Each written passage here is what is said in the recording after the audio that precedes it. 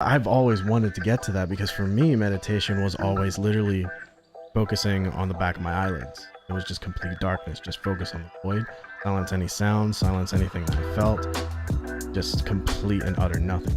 All right, guys, welcome to the Think Theory podcast. Guys, today is a very special topic. I say that every single stream. I'm pretty sure I say that every single time, right? It's all good. It's catchy. I mean, okay, it just flows off the tongue. But anyways, guys, today we got some nice, fun, freaking topics for you guys, and we're just going to jump right into it. And basically the topic of today is meditation a scam?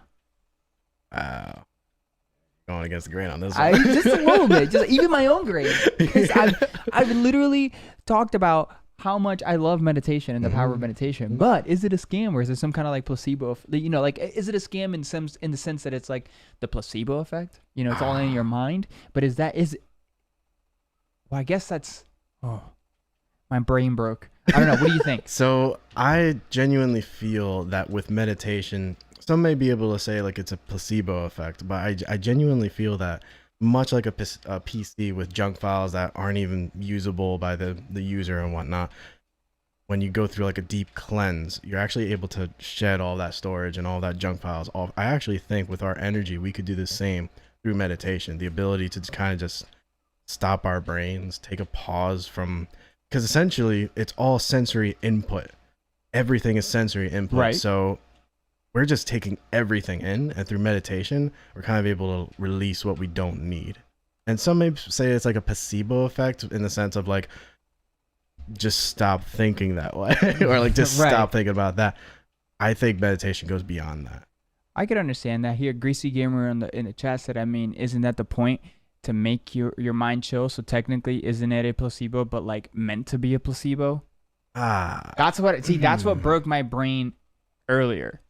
Because I don't see it as a placebo, where a placebo is this basically designating your mind to a certain standard of which you basically create your own reality around you. Well, but see, that's what I'm saying though. That to me is a placebo effect. I don't see meditation like that. Huh? I don't see meditation like that. I think it's this external energy that you're able to kind of like connect to allow it to like. Well, it's a different conversation then, because I guess how you view meditation, you know, I guess to have the conversation properly, we would have to go by the proper black and white definition of meditation. Yeah, so here's my thing on it, right? There are a lot of people that would say that meditation is a quote unquote scam, or it doesn't work, you know, they're just full of a bunch of baloney. And I think that they're right, because I think meditation for them didn't work. So they're kind of arguing it from their perspective, you know, maybe they didn't even try it, whatever the case is, you know, like I feel like meditation is one of those things that if you believe,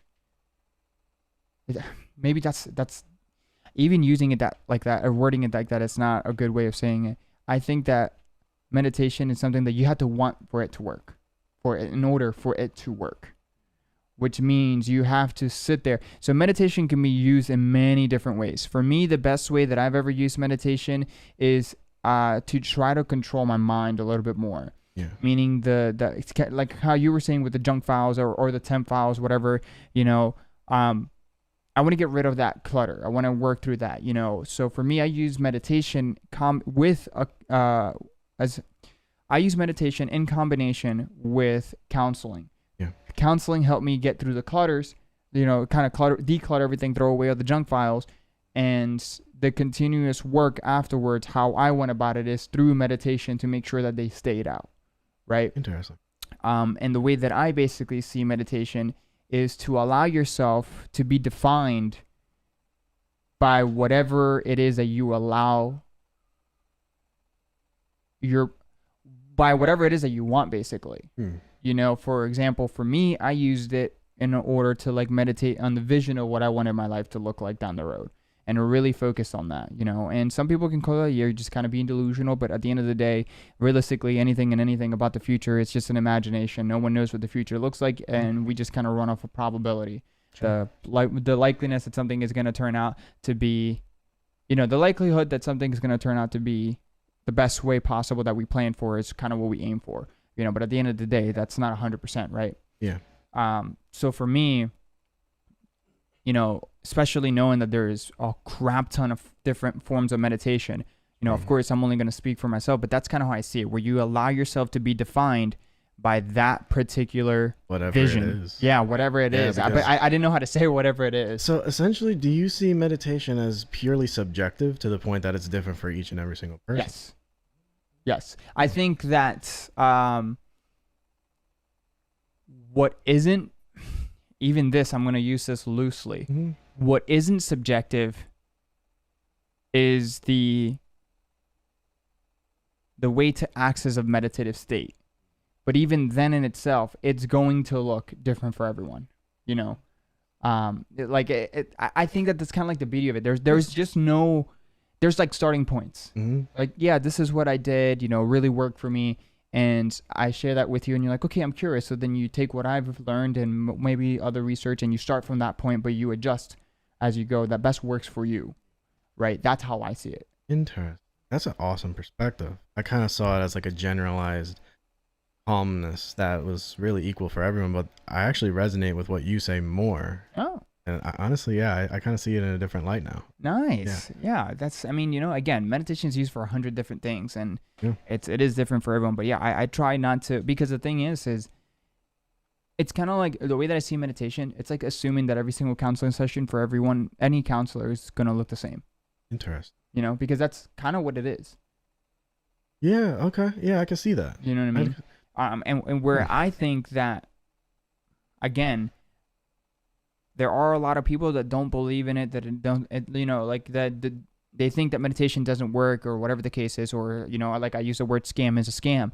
And I think that they're right because of whatever it is that they believe or don't believe. Like if you believe something's not going to work and you're not even open-minded to trying it, then you're right. It's not going to work. Yeah. Even if you tried it, in order to try something, in my personal opinion, I feel like you have to have an open mind to allow yourself to not get in the way of yourself, right? That makes sense. And for those who believe it, I think that they are right. It is a scam for them. So let me ask you this, because you really changed my perspective on like a unique journey, like a pilgrimage for every single person through meditation. Mm-hmm. Why do you feel that why do you feel that it doesn't work for some people, and to the point that they would call it a scam? That's very difficult to answer, because for me, the way that I see it, it's like asking, well, why do you think that Johnny Joe has a negative outlook in life? It's that broad of a question to me, because everyone just has there's so many different factors. Can I draw some out of thin air just for the sake of the context or the conversation? Absolutely. We can say that the individual tried it, never had an open mind enough to be able to allow it to work. Maybe they just didn't feel comfortable. They didn't resonate with it. Maybe they are just completely closed-minded, and the idea of even trying it, they're not going to try it because it's not what tradition says. It's not what tradition, there's many, many different variables to it. And I think that too many people get caught up in the variables of this particular thing, and I mean, whether you're someone that believes in meditation or not, that it kind of just creates this. It's just like I see like roots, man. They're just everywhere. They can branch out in any direction and almost in an infinite level of possibilities. Even if we can't yet see it. I asked you because you mentioned the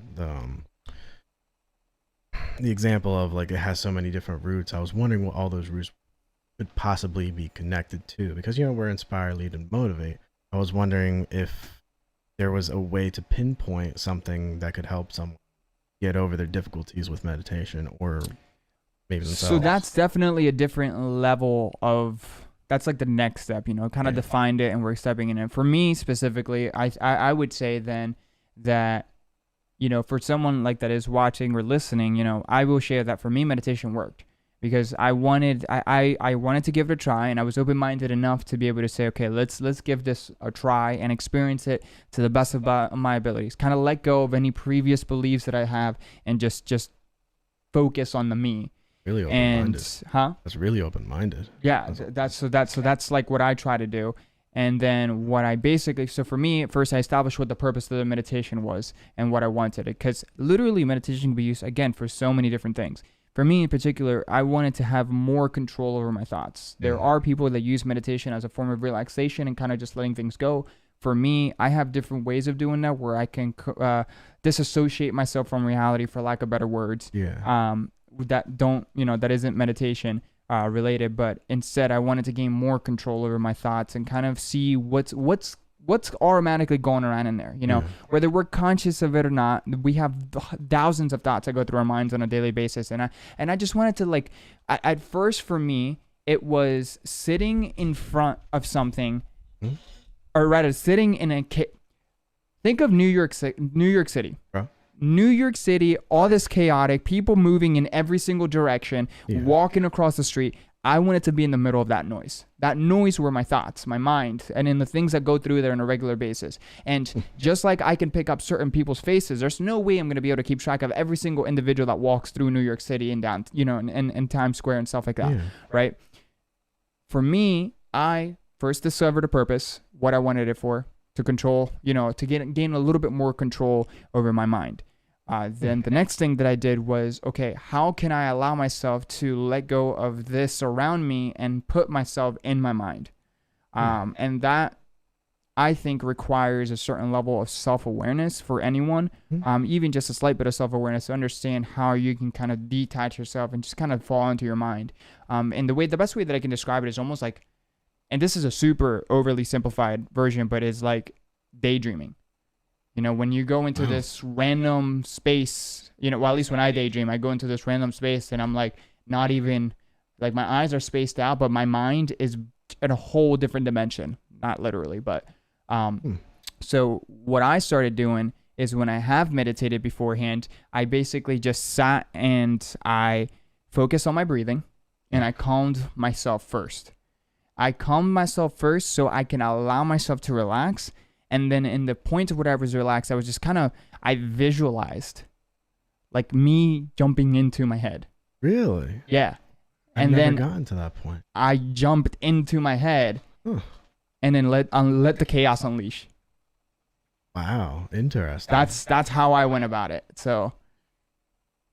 Man, that's incredible. I've always wanted to get to that point where it's almost like, if I'm understanding you correctly, you kind of created your own reality within you, and you kind of got this high level of introspection, and you just, like you said, you just dove right into probably your own soul, and you just wanted to understand your being. I've always wanted to get to that, because for me, meditation was always literally focusing on the back of my eyelids. It was just complete darkness, just focus on the void, silence any sound, silence anything that I felt. Just complete and utter nothingness. I think the reason why I didn't want to use meditation for that purpose was because for the longest part of my life, whether I saw it or not, looking back at it, obviously going to counseling and having someone professional help and guidance in that aspect, I realized that the vast majority of my life has kind of been on survival mode. And on survival mode, this looks different for everyone, but for me, I tend to focus on the logical side, where emotions don't really tend to take over at all. I'm not really defined by what anything says anyone does. I'm just doing me, and I'm focusing on the black and white. I'm making everything black and white on purpose, for lack of better words. And for lack of better words, that disassociation within myself of emotions and the physical world was a big part of my life already. And instead, I wanted to feel more. It's like I wanted to open the floodgates to kind of, it's like I was unlocking a chakra that was blocking my entire energy, and I wanted to open that floodgate. That's the best way that I can describe it, and I'm not not saying that, I'm not a believer. I don't know how to feel about it, so I'm not very knowledgeable on it, but that's just the best way that I can describe it.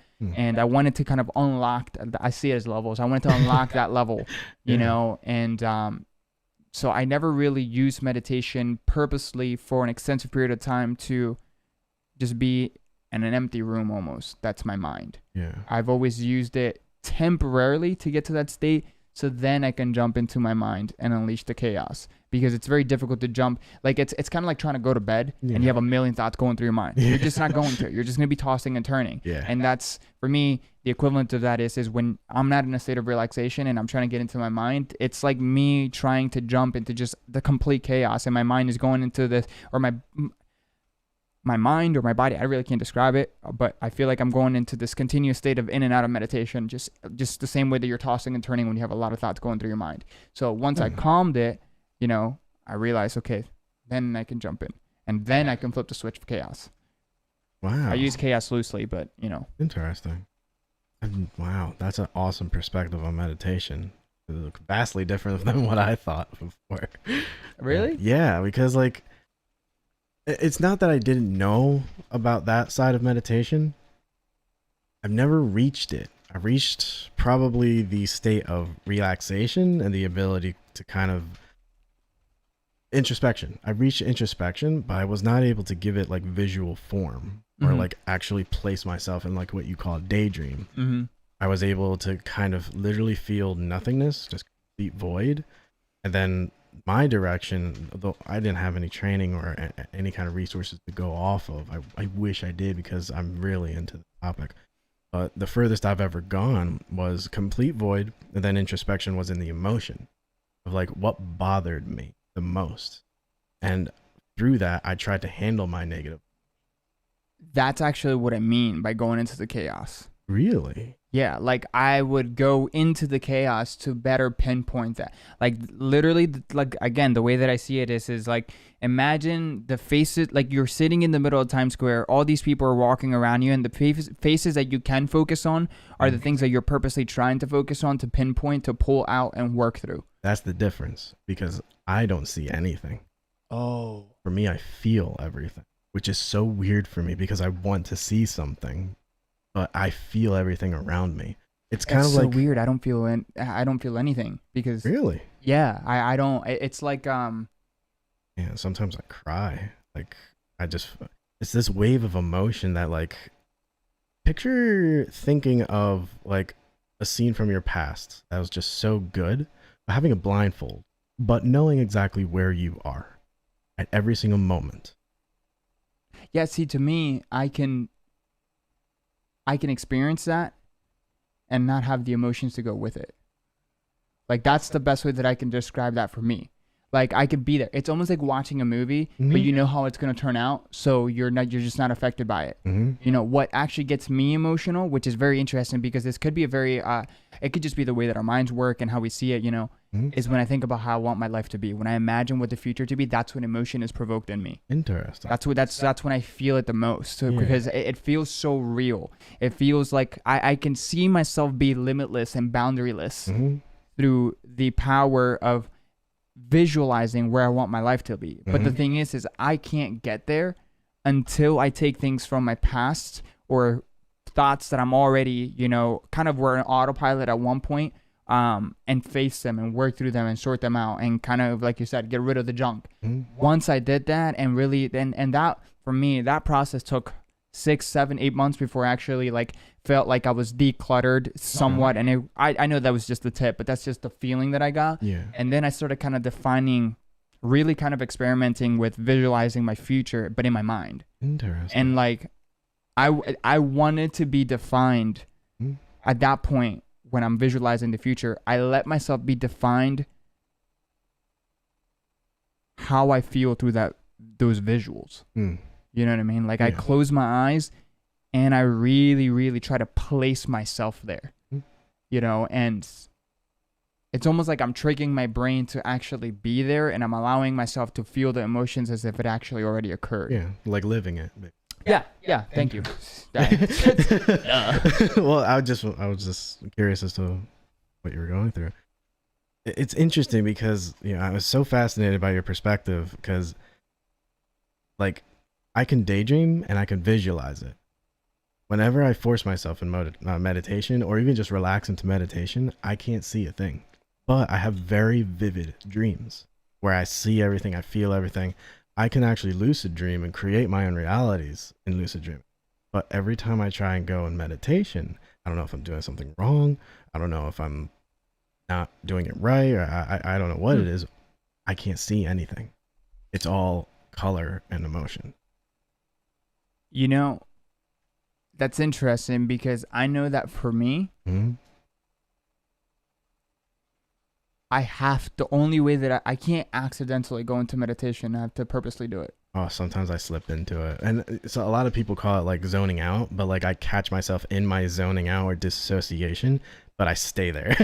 So for me, I've only actually known a handful of people that have been able to do that. And obviously, we've never really talked about this before, so this is Mhm. kind of new to me. But the people that I have known like that Mhm. were people that struggle to set boundaries in their life.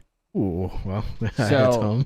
right. So, like, everything was kind of like, think about like you have these, best way that I could see it is like a good physical representation is if you have like a piece of paper, canvas, and you have different colors, Yeah. right? And then you just kind of go and ran your hand through all the colors and let everything merge together. Yeah. Yeah. And that tends, for them at least, I don't know if this is for you, but it tends to create chaos and lack of order in their life.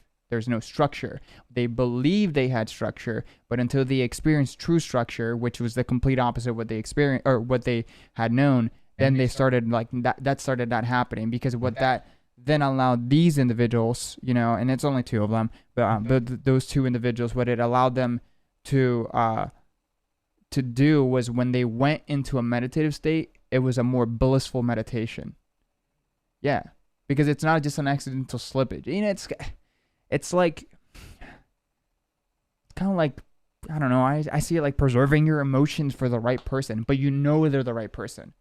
It's not like obviously that's using that loosely. That's not real life, but like imagine that situation, and it's like you just know that you're protected. You don't have to worry about anything anymore. It's your choice. You're just like whoosh, let the guards down. Yeah, basically. You know what I mean? But you're letting the guards down. You're letting it. You're not dictating your emotions to let the guards down for you. Because if you in my personal opinion, if you let emotions dictate your boundaries, it's a chaos. Now, that doesn't mean that you can't use emotions as a reference for where you need to set guidance or boundaries rather. But that's interesting. Yeah. Wow. Woo. Let me go turn it to the chat here. You guys are going in a little bit here. Ooh. I see we What have y'all a new talking individual. about? Emotions have no proper willpower. They simply want what they want. If you allow your emotions to take full control, they will use you and abuse you. Oh, Interesting, Tavi. So do you think emotions are conscious, sentient, understanding of themselves? Like kind of the way that I'm interpreting that is they simply want what they want. Is that through instinct or like how an animal works, or do you believe that they're conscious, sentient, or something like that? So I'm gonna chime in. I know you asked Tavia in the chat about this, but I'm gonna chime into this. Sure. Take that same thing that you just said, the way you see it, and look at a little kid. Okay.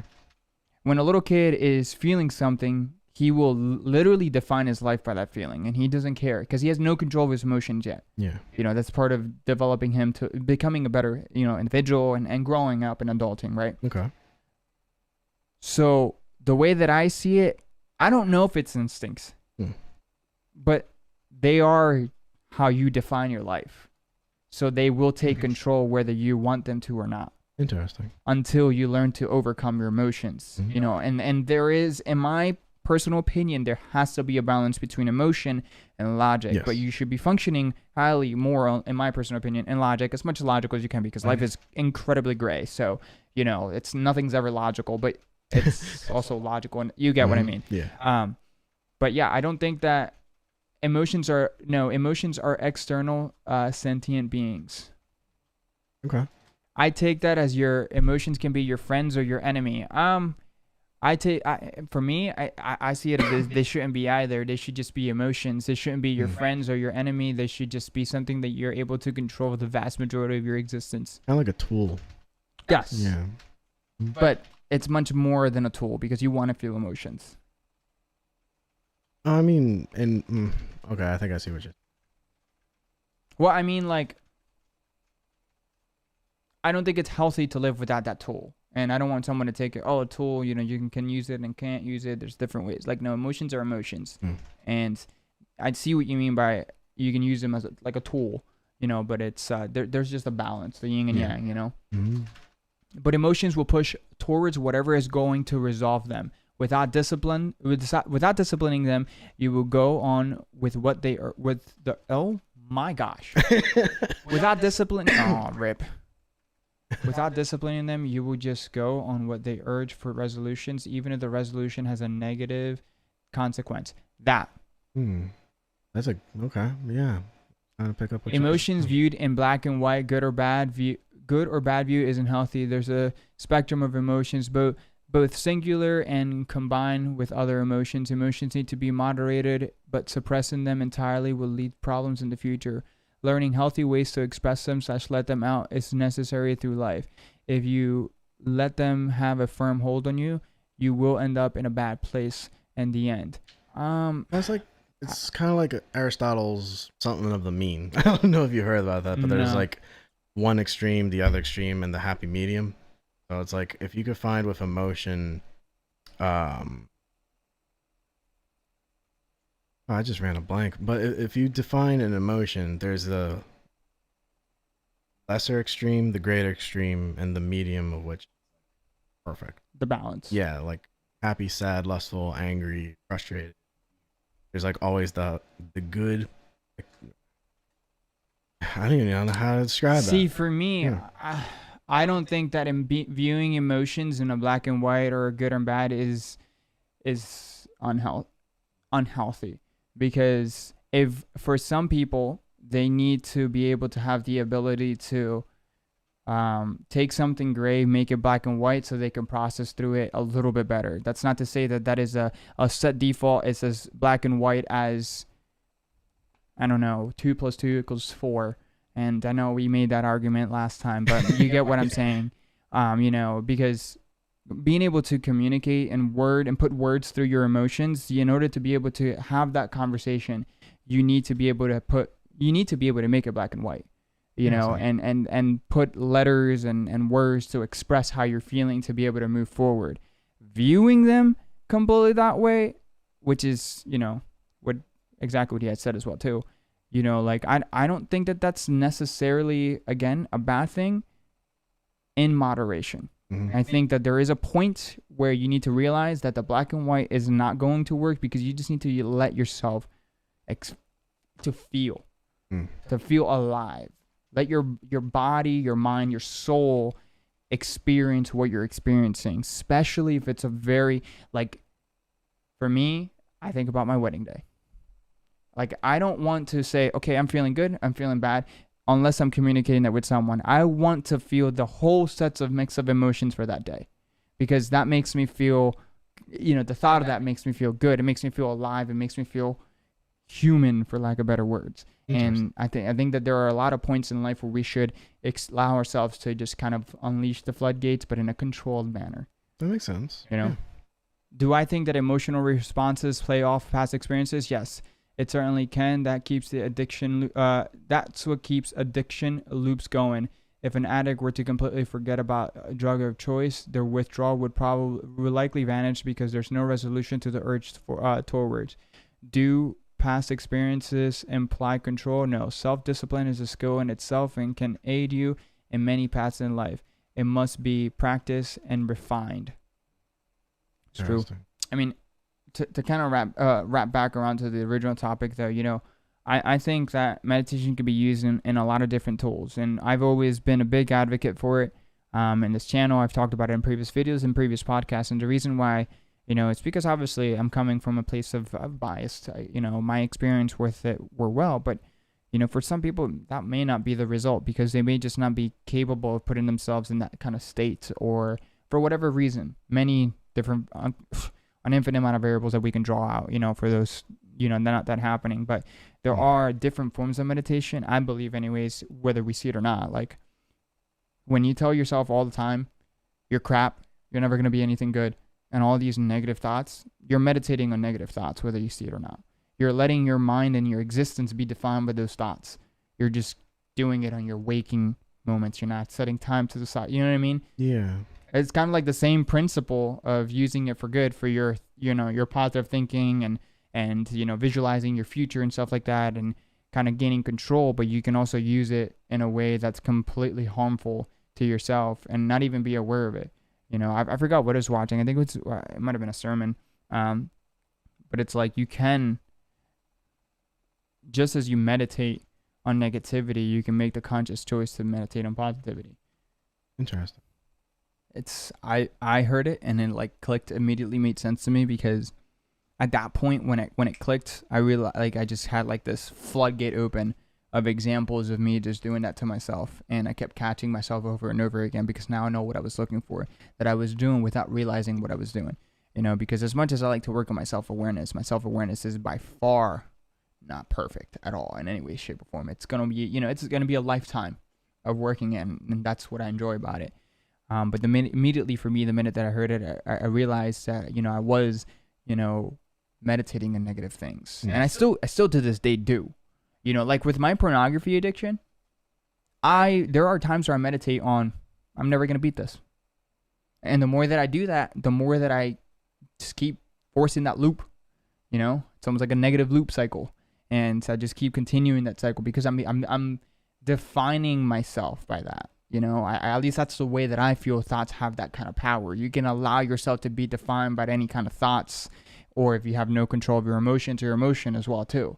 You know, but for me, I've noticed that there are been plenty of things that I've actually, like, kind of in my own mind, the back of my mind, when I was living my life on autopilot, that I was just negatively saying about myself. You know, and slowly, little by little, as I improved my self-awareness and kind of became a little bit more aware on myself and you know, what I was doing, and try to be more in the moment, basically. Yeah. I started realizing you have a very negative meditation cycle. I'd never seen that as a meditation, but that makes a lot of sense. Yeah.